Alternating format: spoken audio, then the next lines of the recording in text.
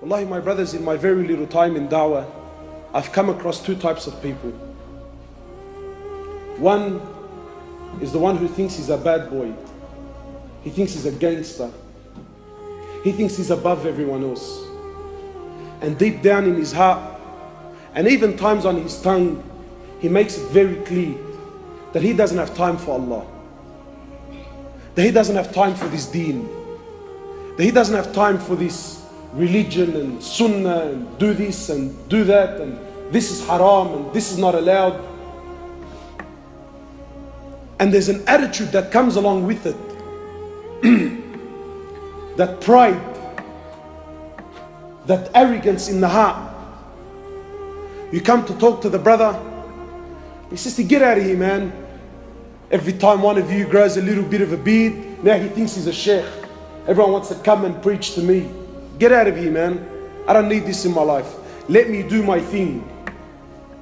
An attitude towards Allah subhanahu wa ta'ala, like somewhat that he doesn't need Allah. And then there's the opposite too.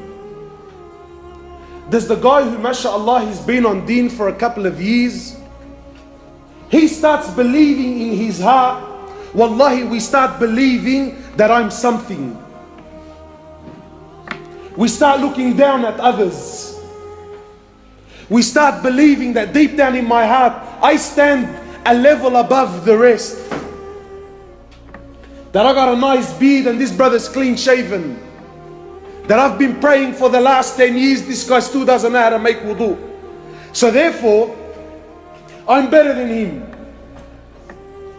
And he starts believing also, it gets worse, he also starts believing that Allah Azza wa Jal needs him. That Allah needs his salah. That Allah needs his charity. That Allah needs my tasbih. And there's an attitude, wallahi there's an attitude. One of us, as he's walking out of the masjid, maybe he puts $50 into the donation box, and in the depths of his heart, wallahi, in places we don't talk about, you really truly believe that Allah owes you a favor. That Allah owes me something, man. That I've been praying for the last 10 years, so therefore, Allah subhanahu wa ta'ala, He owes me something. Well, my brothers, today I got news for both sides. Allah owes you nothing. Allah owes you nothing. Allah subhanahu wa ta'ala doesn't need you. Allah subhanahu wa ta'ala doesn't need your salah. Allah subhanahu wa ta'ala doesn't need your fasting. Allah subhanahu wa ta'ala doesn't need your money. Allah subhanahu wa ta'ala doesn't need your time. Allah subhanahu wa ta'ala doesn't need your da'wah. Allah subhanahu wa ta'ala doesn't need your bead. Allah Azza wa Jal is free from all, from anything. Allah Azza wa Jal needs nothing and no one. We need Him subhanahu wa ta'ala. Don't be fooled. Don't let shaitan play with your mind. That look at you, mashallah, you've been on deen. You're a cut above the rest. You're nothing.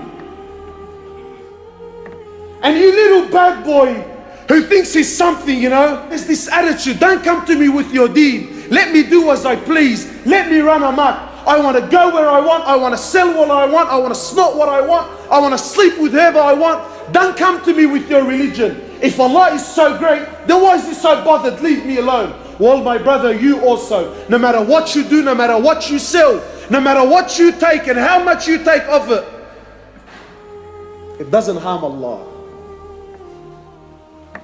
In the authentic hadith, in the hadith Qudsi, Allah Azza wa Jal says, Ya ibadi. Allah says, Ya ibadi, oh my slaves. If the first of you to the last of you, the human of you and the jinn of you, if you were all to come together collectively, all, not some, all of you were to come together collectively to worship me and worship me and worship me until you become like the most pure heart amongst you, this does not increase my greatness in any way, shape or form. And the opposite is true, you little gangster. Ya ibadi, oh my slaves. If all of you, the human of you and the jinn of you, if you were all to come together collectively and all of you were to sin, steal, cheat, sell drugs, prostitute, do whatever you desire, you little gangster. Do whatever you think makes you look cool and hectic on the streets. Allah says clearly, if all of you, not some, if all of you were to do it collectively until you become like the most criminal heart amongst you, this doesn't take anything away from my mulk in any way, shape or form.